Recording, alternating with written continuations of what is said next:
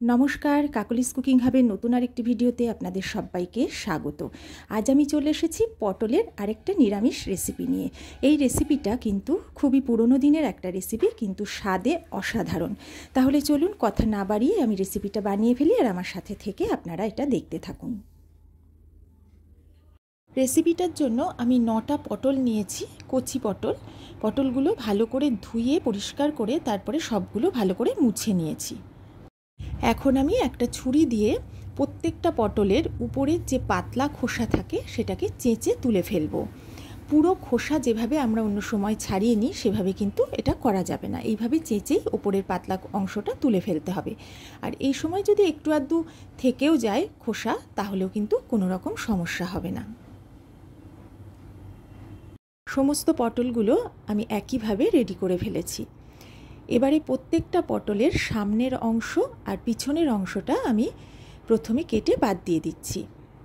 খুব বেশি করে কাটার দরকার নেই, অল্প করে কেটে বাদ দিলেই হবে।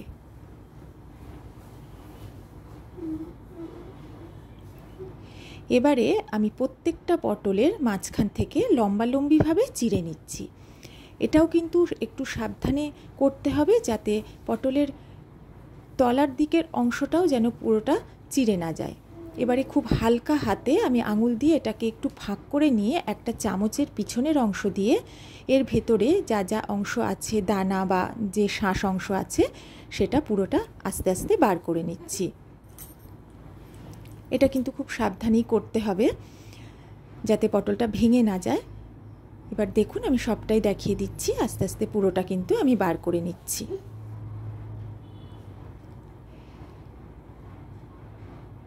সবটাই এইভাবে বার করে নিতে হবে। প্রত্যেকটা পটল থেকে আমি শাঁস আর দানা অংশগুলো বার করে সব পটলগুলোই আমি রেডি করে ফেলেছি। আর এই অংশটা কিন্তু আমি ফেলবো না, এটা একটা বাটিতে তুলে রাখছি, এটা আমি পরে রান্নায় কাজে লাগাবো। এবারে এই পটলগুলোর মধ্যে আমি দিয়ে দিচ্ছি হাফ চা চামচ মতো লবণ। লবণটা দিয়ে ভালো করে প্রত্যেকটা পটলের গায়ে মাখিয়ে নিয়ে এটাকে 5 থেকে 7 মিনিট মতো আমি একটু ঢাকা দিয়ে রেখে দেব। এখানে আমি খুবই অল্প পরিমাণ কাজু আর কিশমিশ নিয়েছি, আপনারা সেটা পরিমাণ বুঝেই এটা নেবেন। এবারে কাজু বাদামগুলো আমি প্রথমে একটু মিহি কুচি করে নিচ্ছি, একটু বড় করেও আপনারা কাটতে পারেন। সব কাজু বাদামগুলো কুচিয়ে নেওয়ার পর এবার কিশমিশগুলো আমি একটু কুচিয়ে নেব, তবে খুব ছোট ছোট করে কিশমিশটা কুচানোর দরকার নেই।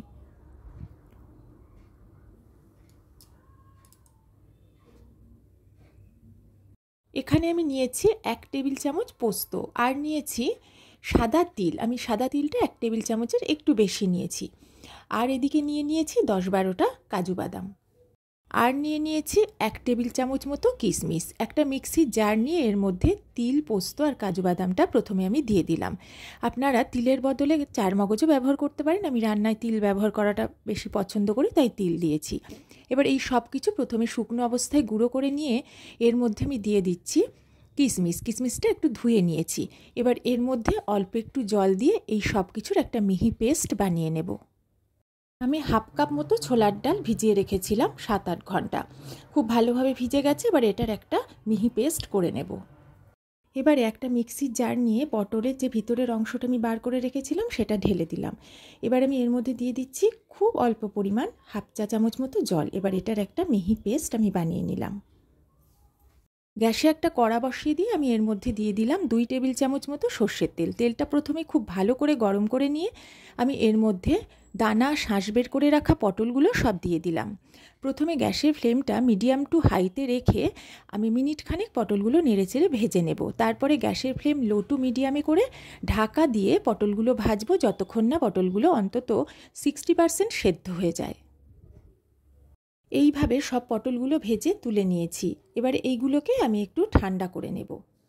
পটলগুলো নামিয়ে নেওয়ার পরে কড়াতে যে তেল ছিল সেই তেলের মধ্যেই প্রথমে আমি ফোড়ন দিয়ে দিচ্ছি 1 চা চামচ মতো গোটা জিরে। জিরেটা দিয়ে কয়েক সেকেন্ড আমি একটু নেড়ে নিলাম। এবার আমি এর মধ্যে দিয়ে দিচ্ছি 1 চা চামচ আদা কুচি। আমি আদাটা মিহি করে কুচিয়ে নিয়েছি। এবারে জিরে আর আদা আবারও 15-20 সেকেন্ড মতো লো ফ্লেমে আমি ভেজে নেব, যতক্ষণ পর্যন্ত না আদা থেকে কাঁচা গন্ধটা সম্পূর্ণ চলে যায়। আদাটা ভাজা হয়ে গেছে। এবার দিচ্ছি হাফ কাপ মতো নারকেল কোড়া। আমি ফ্রেশ নারকেল কোড়া ব্যবহার করেছি। এবার নারকেলটা দিয়ে আবারও কিছুক্ষণ ভাজবো, যতক্ষণ না নারকেলের থেকে সুন্দর একটা ভাজা মিষ্টি গন্ধ বেরোয়। বেশ ভালো গন্ধ বেরিয়ে গেছে। এবার দিচ্ছি এর মধ্যে পটলের যে শাঁসটা বেটে রেখেছিলাম সেটা। এটা দিয়ে এর কাঁচা গন্ধ যতক্ষণ না চলে যায় ততক্ষণ পর্যন্ত এটাকে ভাজবো। আর মশলা থেকে যতক্ষণ তেল না ছাড়ে ততক্ষণও এটা ভাজতে হবে। তেলটা ভালো মতো ছেড়ে দিয়েছে। এবার আমি এর মধ্যে দিচ্ছি স্ম্যাশ করে রাখা আলু। একটা ছোট আলু আমি সেদ্ধ করে ভালো করে স্ম্যাশ করে নিয়েছিলাম। সেটা দিয়ে একটু মিশিয়ে নেওয়ার পরে আমি এর মধ্যে দিয়ে দিচ্ছি 1 চা চামচ মতো লবণ, আর দিচ্ছি হাফ চা চামচ হলুদ গুঁড়ো, আর হাফ চা চামচ ঝাল শুকনো লঙ্কার গুঁড়ো। এই শুকনো লঙ্কার গুঁড়োটা এখানে আপনারা স্বাদ মতো বাড়িয়ে কমিয়ে দিতে পারেন। সব কিছু ভালো করে ভেজে নেওয়ার পরে এবার আমি এর মধ্যে দিয়ে দিচ্ছি ছোলার ডাল বাটা। আমি এখানে 2 টেবিল চামচ ছোলার ডাল অ্যাড করছি। ডালটা দিয়ে ভালো করে সব কিছুর সাথে মিশিয়ে বেশ কিছুটা সময় নিয়ে এটা কিন্তু ভাজতে হবে, যাতে ডালের কাঁচা গন্ধটা সম্পূর্ণ চলে যায়। ভালো করে ভেজে নেওয়ার পরে এর মধ্যে আমি দিয়ে দিয়েছি 1 চা চামচ জিরে গুঁড়ো, 1 চা চামচ ধনে গুঁড়ো। এবার আমি এর মধ্যে অ্যাড করছি হাফ চা চামচ কাশ্মীরি লঙ্কার গুঁড়ো, আর দিচ্ছি স্বাদ মতো চিনি। মিষ্টিটা আপনারা আপনাদের স্বাদ অনুযায়ী দেবেন। এবারে ভালো করে সব কিছু আবারও মিশিয়ে নিচ্ছি। প্রথমে জল না দিয়ে একটু নেড়েচেড়ে নিলাম, তারপরে আমি এর মধ্যে জল খুব অল্প পরিমাণ অ্যাড করে দেব। এখানে আমি মশলার পাত্র ধোয়া জল খুবই অল্প দিলাম। এবার সব কিছু ভালো করে মিশিয়ে আবারও একটু ভেজে নেব। মশলাটা ভালো করে ভেজে নেওয়ার পরে আমি চারিদিকে ছড়িয়ে দিয়ে মাঝখানে একটু জায়গা করে নিয়েছি। এবার এর মধ্যে আমি দিয়ে দিলাম 1 চা চামচ ঘি। গ্যাসের ফ্লেমটা লোতে করে ঘিটা একটু গলিয়ে নিচ্ছি। ঘিটা গলে যাওয়ার পরে এর মধ্যে আমি কাজু আর কিশমিশ কুচিটা অ্যাড করে দিলাম। এবার গ্যাসের ফ্লেমটা একটু বাড়িয়ে দিয়ে এখানেই আমি এই কাজু কিশমিশটা একটু ভেজে নিচ্ছি। কাজু আর কিশমিশ ভেজে নেওয়ার পরে সব কিছু এবার ভালো করে এবার মিশিয়ে নিলাম। নিয়ে 1 মিনিট মতো লো ফ্লেমে আমি একটু নেড়ে নিচ্ছি। তারপর গ্যাসের ফ্লেমটা অফ করে দিয়ে এই মিশ্রণটা অন্য একটা পাত্রে নামিয়ে নেব। নিয়ে এটাকে ঠান্ডা করে নেব। কিছুক্ষণ অপেক্ষা করার পরে পটলটাও ঠান্ডা হয়ে গেছে, পুরটাও ঠান্ডা হয়ে গেছে। এবারে পটলের মধ্যে আমি একটু বেশি বেশি করে পুরটা ভরে দিচ্ছি। আমি কিভাবে ভরছি দেখুন, আর একটু বেশি করেই দিচ্ছি, যাতে খাওয়ার সময় কিন্তু খুবই ভালো লাগবে। আর বেশি করে দিলে ভয়ের কোনো কারণ নেই, এটা কিন্তু বেরিয়েও যাবে না। এবার পুরটা ভরে ভালো করে ভেতরে চেপে দিয়ে আমি দুপাশ থেকে চেপে চেপে দিচ্ছি। এইভাবে আমি একটা পটল রেডি করে ফেললাম।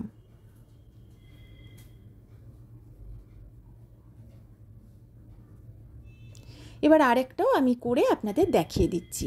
যারা প্রথম এসে আমার চ্যানেলে ভিডিও দেখছেন, যদি আমার ভিডিও ভালো লাগে অবশ্যই আমার চ্যানেলটা সাবস্ক্রাইব করে আমার পাশে থাকবেন, আর বেল আইকনটাও প্রেস করে রাখবেন। তাহলে আমার ভিডিওর নোটিফিকেশান আপনাদের কাছে প্রথমেই পৌঁছে যাবে। আরেকটাও আমি এইভাবে রেডি করে ফেললাম। এইভাবে বাকি সবগুলো করে নেব।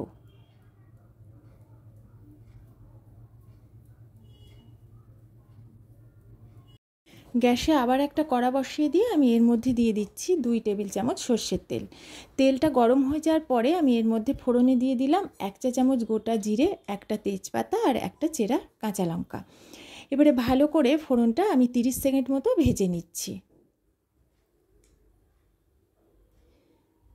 ফোড়নটা থেকে সুন্দর গন্ধ বেরিয়ে গেছে। এবার আমি দিয়ে দিলাম 1.5 চা চামচ আদা বাটা। আদা বাটাটা দিয়ে লো ফ্লেমে তেলের ওপর কয়েক সেকেন্ড আমি একটু ভেজে নিচ্ছি। আদাটা ভাজা হয়ে গেছে। হাফ চা চামচ হলুদ গুঁড়ো, হাফ চা চামচ কাশ্মীরি লঙ্কার গুঁড়ো এবার তেলের ওপর অ্যাড করে দিলাম। এবারে তেলের ওপরে এটা কয়েক সেকেন্ড আমি একটু ভেজে নিচ্ছি, যাতে কালারটা সুন্দর আসে। একটু সময় ভেজে নেওয়ার পরে আমি এর মধ্যে খুব অল্প পরিমাণ একটু জল অ্যাড করে দিলাম। জলটা দিয়ে আবারও একটু ভেজে নেব, যাতে মশলার কাঁচা গন্ধটা একদম চলে যায়।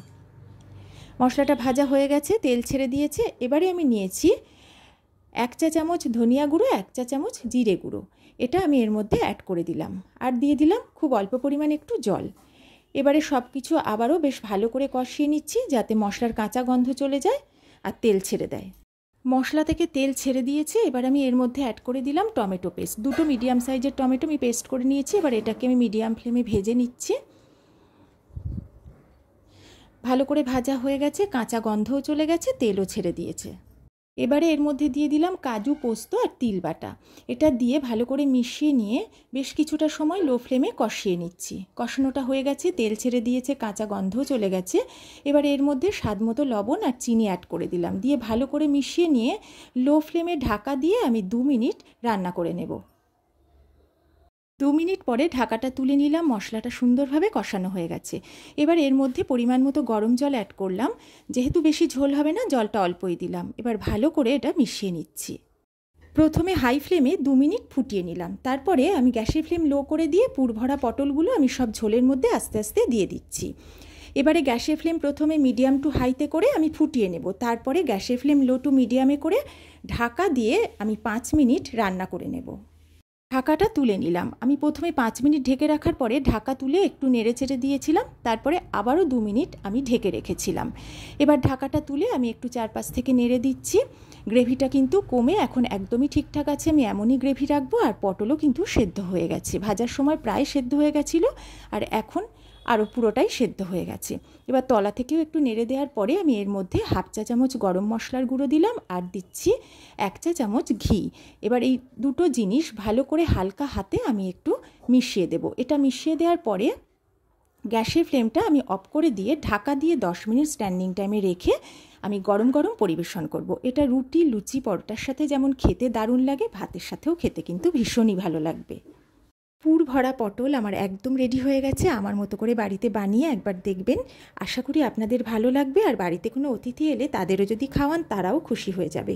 যদি আমার রেসিপিটা আপনাদের ভালো লাগে অবশ্যই একটা লাইক কমেন্ট করে দেবেন, আর পারলে একটু শেয়ার করে দেবেন।